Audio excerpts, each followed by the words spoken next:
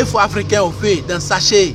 C'est ça qu'on appelle médicaments frais chez nous au Bénin. Voilà ça. Voilà, on a Bénin comme ça. Hein. Bientôt, on va rentrer en Abidjan, en Côte d'Ivoire. Ouais, attendez-moi les gars. Apprêtez-vous. On vient. Je suis en route. Bientôt, on va s'attraper là-bas. Je suis santé plus de 10 guérisons totales. C'est moi qui fais ça. Bientôt, on sera ensemble. Il n'y a pas de soucis, les gars. Apprêtez-vous. Ici, là, on va se croiser. Àjẹbí ìdániṣẹ́ yìí ó dàbí májíìkì ni kò kí ń ṣe májíìkì rárá. Ẹ jẹ́ á farabalẹ̀ ká gbọ́ àlàyé nípa iṣẹ́ pàtàkì tá a gbé wá orí ètò yìí.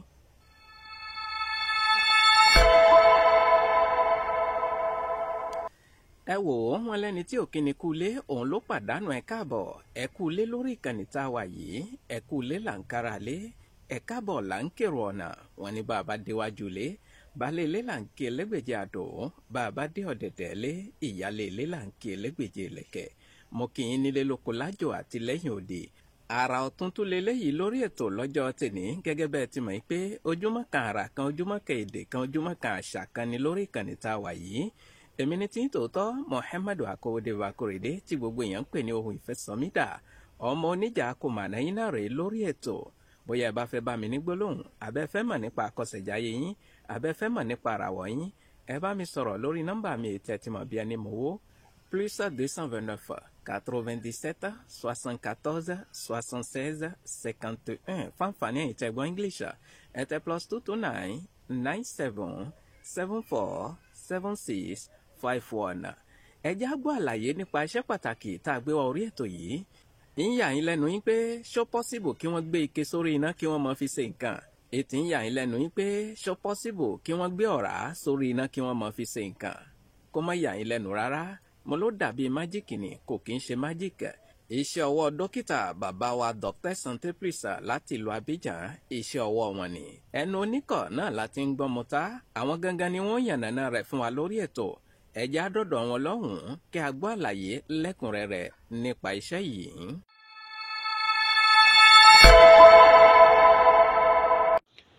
Ẹ kú dédé àsìkò yìí lórí ètò tí à ń bẹ yìí. Mo kí bàbá wa pàtàkì ohun ìfẹsọ̀mídà TV.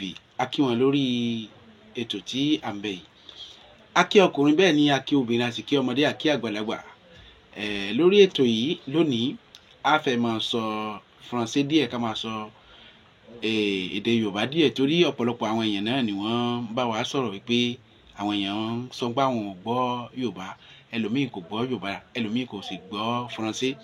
A gbọ́dọ̀ máa lo èdè méjì lórí ètò tí à ń bẹ yìí. Pour ceux qui ne comprennent pas Yoruba et langue de Bénin, béninois. C'est pour cela on va mélanger un peu, on va parler un peu de français et puis un peu de langue de Bénin. Je salue à toutes, à tous. Que Dieu nous donne la santé, que Dieu nous protège. Voilà. Gbogbo wa pátápátá láti òkè délẹ̀ náà ni pé kí la mú fún wa lénìí. Àṣírí pọ̀, nǹkan pọ̀ ńlẹ̀ tí a fẹ́ mọ̀ múra fúnra wa lọ́lọ́kan ọjọ́kan.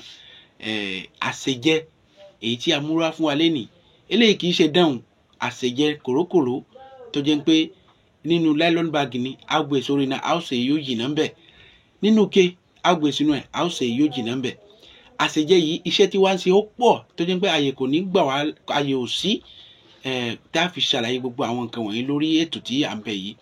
Ẹ̀rí nísì kò sí àyè púpọ̀ ṣùgbọ́n àṣejẹ yìí kódà àṣejẹ yìí ó lágbára dépò pé tí ò bá tiẹ̀ wá sọ́dọ̀ wa tá a bá ṣe àṣejẹ yìí fún ẹ lórúkọ rẹ tá a bá gbé lọ síbi tó yẹ ká gbé sí yóò sì máa ṣiṣẹ́ lára fún ẹ níbi tó bá wà, níbikíbi tó bá wà lórílẹ̀ àgbáyé. Ìlú France lẹ́wà ní, ìlú Nàìjíríà lẹ́wà ní, ìlú Benin lẹ́wà ní, Áfíríkà òsì lọ́dọ̀ wa ń bí náà lẹ́wà. Kò síbi tẹ́ wà láyé yìí tí ó yẹ pé tá a bá ṣe àṣejẹ yìí tó yẹ pé ẹ bá tiẹ̀ láǹfààní àti dọ́ sọ́dọ̀ wa tá a bá ṣe àṣejẹ yìí lérí orúkọ yín lórí àníyàn yìí tá a bá gbé síbi tó yẹ ká gbé sí, àṣejẹ yìí yóò sì máa ṣiṣẹ́ lára yín níbi tí ẹ wà.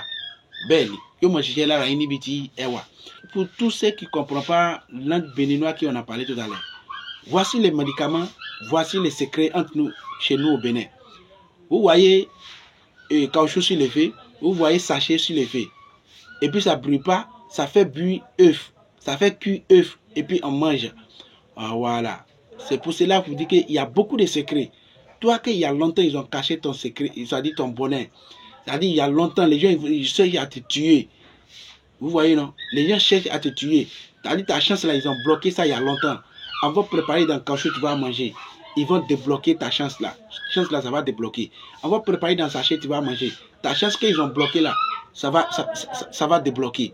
C'est-à-dire, tout ce qui te cherche dans ta vie, il y a longtemps que tu n'as pas gagné. Quand on va faire les œufs là, on va préparer avec caoutchouc ou bien les sachets et puis tu vas manger. Tu vas voir que chance là, ça va débloquer. C'est-à-dire, il y a beaucoup de secrets entre le truc là et puis à préparer œufs dans sachet ou bien dans caoutchouc là. Il y a beaucoup de secrets et puis il n'y a pas de temps pour expliquer ça à la télé. Là, si vous m'avez contacté, là, vous allez comprendre beaucoup de choses. Beaucoup de choses, c'est comme ça, il y a un fan là, il est salarié à mon camp. Il a pour répéter l'ori et tout. Torí àsìkò náà fi bẹ́ẹ̀ yẹn sí gbogbo ẹ̀yin tẹ́ ẹ bá lè pè wá lábẹ́lẹ̀ a ó ṣe àlàyé àwọn nǹkan wọ̀nyí fún yín lẹ́kùnrẹ́rẹ́ kódà àṣejẹ yìí ó lágbára dépò pé tí ẹ bá ti ẹ wá sọ́dọ̀ wa tó jẹ́ pé tá a bá ṣe àṣejẹ yìí lórí orúkọ yín tá a bá ti ṣe kí ni tá a bá ṣe àṣejẹ yìí lórí orúkọ yín ó níbi tá a gbé lọ tá a bá ti gbé lọ yóò mọ̀ ṣiṣẹ́ lọ́dọ̀ yín níbi tí ẹ bá ti wà. Ǹjẹ́ àárín jù báyìí lọ lórí ètò lénìí kí Ọlọ́run kó tó ṣọ́ wa jọ tayọ ọjọ́ tí bàbá wa wọ́n tó pè wá pé ká tún máa bọ̀ sórí ètò. Ọlọ́run ṣe dáadáa fún wa.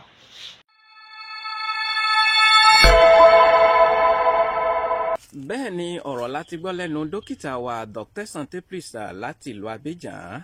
Ẹ mọ́ bá wọn dáṣà yín pé kò séwé kò ségbò ewé ń bẹ àṣírí ń bẹ lọ́dọ̀ àwọn bàbá àjẹbí ìdánlélẹ́ yìí tí wọ́n gbé wá fún yín lórí ètò lọ́jọ́ tèmi. Gbogbo ẹ̀yin tó ṣe ń pé ogun ayé ń dà láàmú àbógun ìdílé ń dà láàmú àbógun ẹbí ń dà láàmú àbógun ọkọ àbógun aya ń dà láàmú ìṣe ni kẹ́ẹ̀kan sí bàbá wa Dr. Santé Plus àǹfààní bàǹtàbàǹtà ni wọ́n gbé wá yìí kò dìgbà tẹ́ ẹ bá kàn sí wọn nílùú Abidjan kí wọ́n tó bá yín mójútó ọ̀rọ̀ ìgbésí ayé yín ẹ̀yẹn sáà ti gbá wọn láago torí pé kíni wọ́n ní gbogbo ibikíbi tí ẹ bá ti wà táwọn bá bá yín ṣe àṣejẹ yìí táwọn bá sì ti gbé e síbi tó yẹ káwọn gbé e sí ó dá mi lójú yín pé afẹ́fẹ́ kì í fẹ́ kó mọ́ kànge oko lára yóò kàn yín lára ní gbogbo ibikíbi tẹ́ ẹ bá wà. Eléyìí náà mo fi ń kí gbogbo ẹ̀yin fans mi tẹ́ wà nílùú Paris lọ́jọ́ tèní ẹ kú bójú ọjọ́ sí rí ń bẹ̀ ẹ̀yin tẹ́ wà ní Canada mo kí yín lọ́jọ́ tèní ẹ̀yin tẹ́ wà ní Amẹ́ríkà lọ́hùn-ún mi ò gbàgbé yín o ẹ̀yin ti London ẹ kú bójú ọjọ́ sí rí ń bẹ̀ ẹ kú àdúró ti ohun ìfẹ́ sọmídà ẹ̀yin ti Germany ẹ̀yin ti Berlin lọ́hùn-ún mo kí yín o ẹ bá ń káwọn jàmó lọ́dọ̀ yín níbẹ̀ gbogbo ẹ̀yin ti Italo náà tó ṣe ń pé ẹ mọ̀ ń gbọ́ wa ẹ mọ̀ ń wò wá lórí ètò yìí mo kí yín lọ́jọ́ tèní ẹ bá ń káwọn ti Napoli lọ́hùn-ún mi ò gbàgbé yín níbẹ̀ o ẹ ṣeun ẹ kú àdúró ti ohun ìfẹ́ sọmídà. Gbogbo ẹ̀yin tẹ́ ẹ bá fẹ́ bá Dr. Santé Plus sọ̀rọ̀ ẹ bá wọn sọ̀rọ̀ lórí àwọn nọ́mbà wọ̀nyí mò ń padà bọ̀ sórí ètò kí n wá pe àwọn nọ́mbà ọ̀hún fún yín.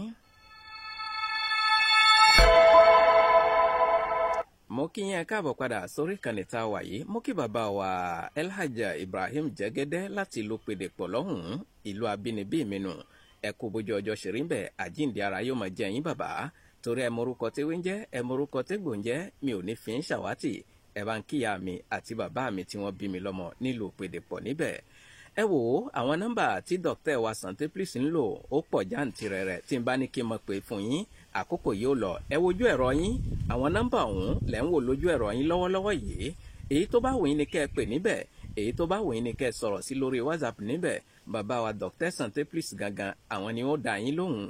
Fún ìdí èyí gbogbo ẹ̀yin tẹ́ ń gbọ́ wa tẹ́ ń wò wá nílé lóko àti lájò àti lẹ́yìn òde ẹ bá wa pín ètò yìí káàkiri fún gbogbo àwọn olólùfẹ́ yín kí wọ́n lè jẹ lára àwọn àǹfààní bàǹtàbàǹtà tí Dr. Santé Plus gbé wá sí orí ètò yìí lọ́jọ́ tèní gbogbo ẹ̀yin náà tẹ̀sí ń gbọ́ wa tẹ́ ń wò wá tẹ́ ti darapọ̀ mọ́ wa lórí ìkànnì tá a wà yìí ẹ wo ibi tí wọ́n kọ sàbọ̀nẹ́ ìyẹn subscribe sí nísàlẹ̀ yìí tó bá tó kù níbẹ̀ ẹ̀ ti darapọ̀ mọ́ wa nù ẹ tẹ̀ tẹ́ ẹ bá ti tẹ̀ kò ní sí ń bẹ̀ mọ́ ìgbà yẹn gangan lẹ tó darapọ̀ mọ́ wa lórí ìkànnì tá a wà yìí bóyá bá fẹ́ bá mi ní gbólóhùn àbẹ́ fẹ́ mọ̀ nípa àkọsẹ̀jáyé yín àbẹ́ fẹ́ mọ̀ nípa ìràwọ̀ yín àbí ẹ láwọn àlákàlà kan tí ń dẹ́rù bà yín tẹ́ fẹ́ mọ̀ nípa rẹ̀ ẹ bá ohun ìfẹ́ sọmídà sọ̀rọ̀ lórí nọ́mbà yìí tẹ́ ti mọ̀ bí ẹni mọ̀ wò +229 97 74 76 51 fún àǹfààní ẹ̀yin tẹ́ gbọ́ English ẹ tẹ́ +229 97 74 76 51 ẹ ṣeun púpọ̀.